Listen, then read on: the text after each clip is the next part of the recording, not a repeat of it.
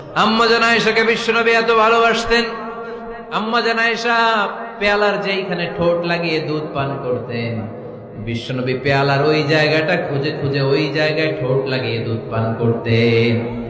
আম্মা জান আয়েশা রাদিয়াল্লাহু তাআলা না গোশত খেয়ে হাড্ডি চষে হাড্ডিটা রেখে দিলে বিশ্বনবী আম্মা জান আয়েশার চষা হাড্ডিটা মুখে নিয়ে আবার চষতে শুরু করে দিতেন। পড়েন সুবহানাল্লাহ।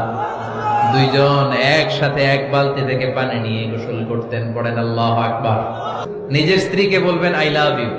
20 বছর হয়ে গেছে এদের সংসার, একদিনও মুখ ফুটে বলতে পারে নাই তোমারে ভালোবাসি। পারছেন? হ্যাঁ, কে কে পারছেন দেখি হাত তুলেন। হাত অর্ধেক তুলে আবার নামায়, ভেজাল আছে, ঠিক কিনা? ভালোবাসি বলছিলেন? কারে বলছিলেন? ভাবিকে না গার্লফ্রেন্ডকে? হ্যাঁ, স্ত্রী